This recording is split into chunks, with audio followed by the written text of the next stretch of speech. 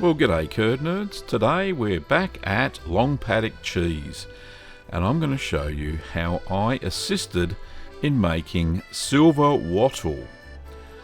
Now, you can see me sporting a lovely big curd knife there, nearly all dressed up for the occasion. So I'll hand you over to Roman, the head cheesemaker, to describe the cutting of the curd. It's pretty much 10 centimeter square. How big? 10. 10. So I like to do in the middle. In the middle, then it's a look, and then I do one. So in quarters. Yeah. Got, So this releases a bit of the wave as well, just a little bit. It's sent for the drainage. That's it. Right. So I'm gonna have a little bit more whey that's gonna expel from my curd. Yeah. But it's not going to help with the acidification. It's not going to do anything else than helping me with the drainage. Yeah. Because this is lactic said, it's not going to drain that freely anyway until it goes in the mould. Exactly. Yeah, yeah. All right, so when it's a lactic, it's already very moist. Yes. I've made this style of cheese a few times. Good, so you get out, bring this in. That's all right. Je vais les monter. Un coup de pas passer là. Yeah. Ouais.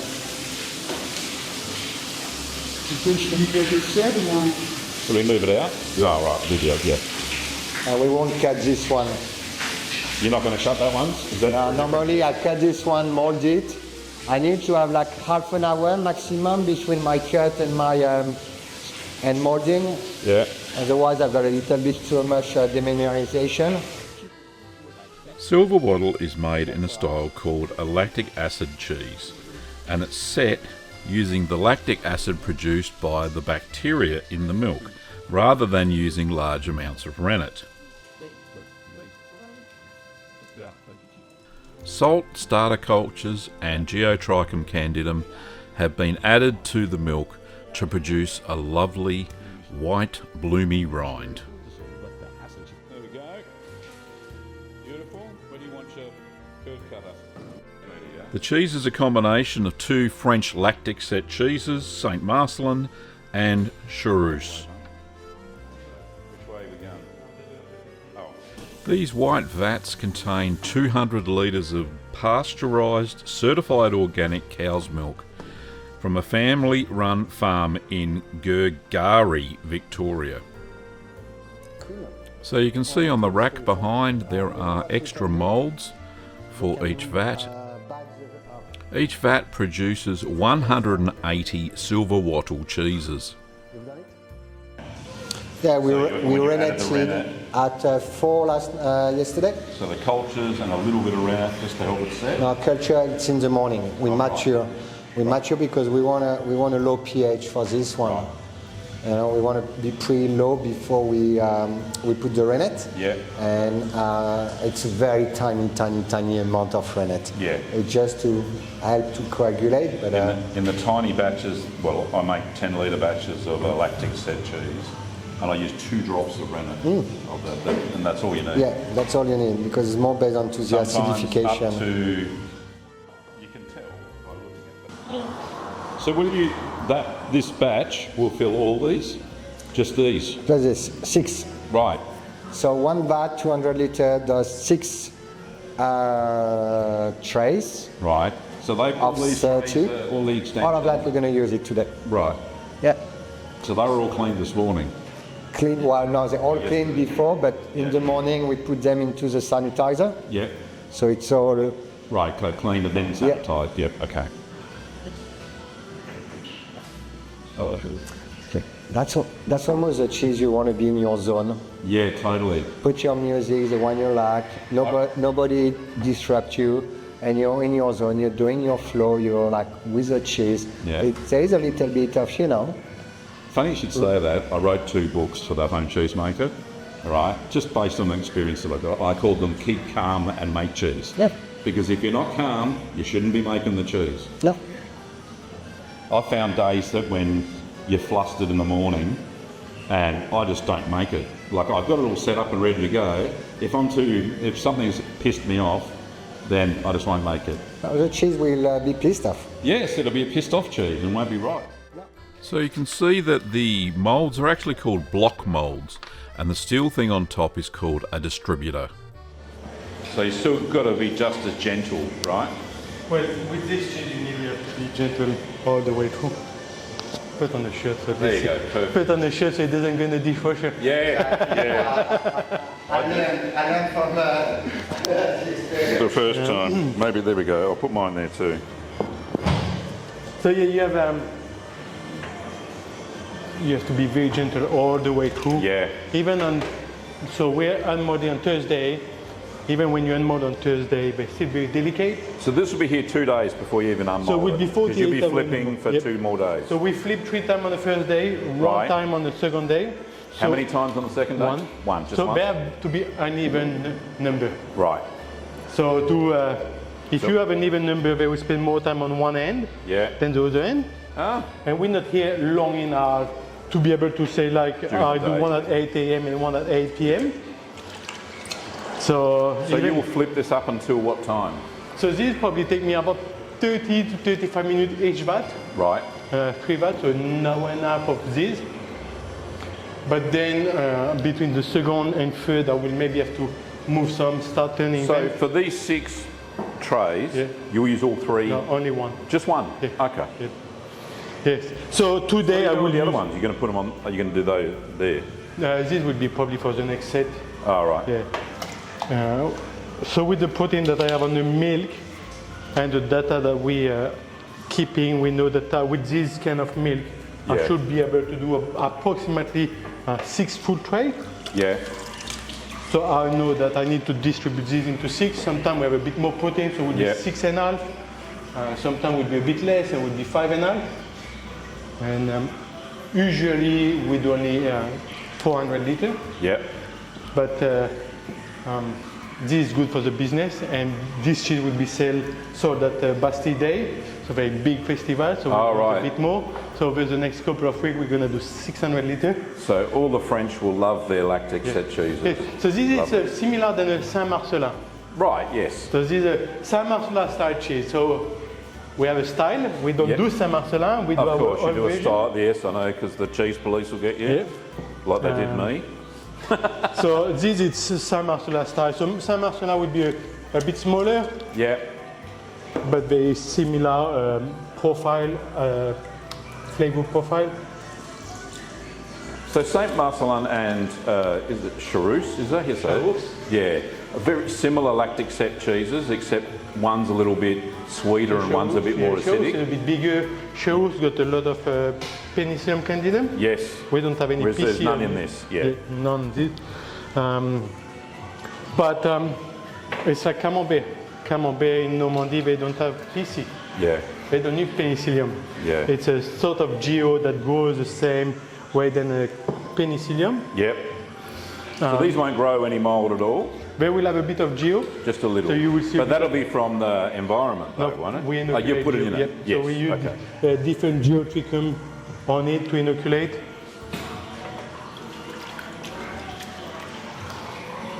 So you're not. Yeah, it's very fine, isn't it? Yeah. As it drains out. So my pocket money is going down the drain. yeah. So as a cheesemaker, if we were doing smaller quantity, that would be a lot of pocket money. Yeah. We're doing big volume. We know we're going to lose some because But you can't do much with You the can't do- lactic way anyway, can you? lactic way, you can't do nothing. Yeah. It's too acidic. If a brewer want to use it, you have some bacteria in an acidic way that gonna give you a lot of bitterness Yeah. in the brew. Yep. So sweet way can be done a lot of things. Yep.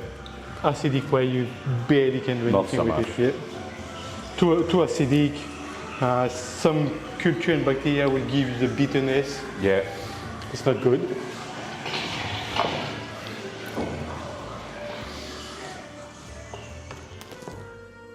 That's great. I love It's it. good that a lot of people going back to this kind of trade and learning what the grandparents or great grandparents were doing. Yeah. Because a lot of our ancestors were doing this kind of stuff too. Oh yeah, for sure. It's a tradition that Yeah. spans thousands of years. Yeah. preserving milk so it doesn't go off, so you can not starve and Exactly, have something ready for the winter. Yes, so you see you're good. Yeah. Because you went on the similar weight too, don't Yeah, you? so for sale. this kind of cheese are sold by the unit. Yeah. So we need to be near same- spot on what we're aiming for. Yeah. So at the end of the day, we're a business, we need to make money. Oh, of course. So if we sell a cheese that... Even though it's all fun, but you know, you got to make money. Yeah, yeah. It's, so if we plan to sell this that, let's say 15 bags and it's supposed to weigh 150 grams, Yeah. well, if we weigh 200 grams, we still sell it at 15 bags. But if we eat 3 cheese, I lost 1 cheese.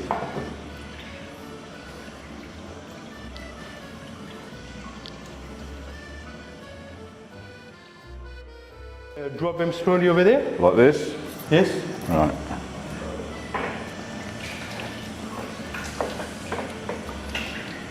Oh, Dad's making cheese again, Ben. So while I'm scooping the curds into the block moulds, I'd like to take this opportunity to thank Dom for organising my visit and allowing me to assist the cheese makers at Long Paddock Cheese to make Silver Wattle. Also, I'd like to thank the head cheese maker, Roman, for answering all of my questions during the day. He is a font of knowledge. Thank you to both Dom and Roman. So using the big scoop, it was my turn to use the distributor to put all the curds into the block moulds, and I'm being as gentle as I can and not trying to overfill the moulds. The milk is here. Well, I don't know, maybe the milk.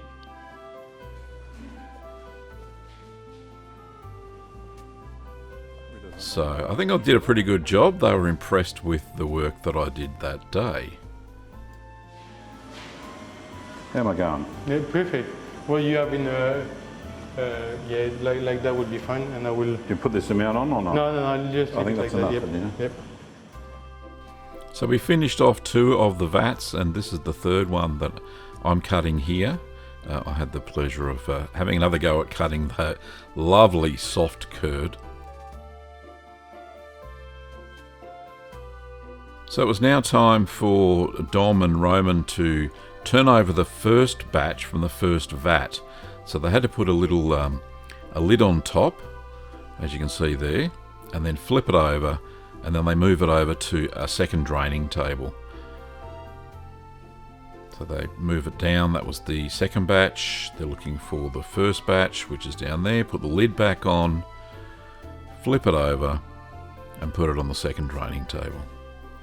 There we go. They've got to make sure which batch is which. So the one on the bottom is the first vat that we did. You can see that these block moulds are perfect for this cheese because you can remove apart each layer, and as the cheese shrinks, then you can remove a layer until it gets to the size that is required. So remembering that these cheeses are flipped 3 times in the first day and once on the second day, and then they're unmoulded.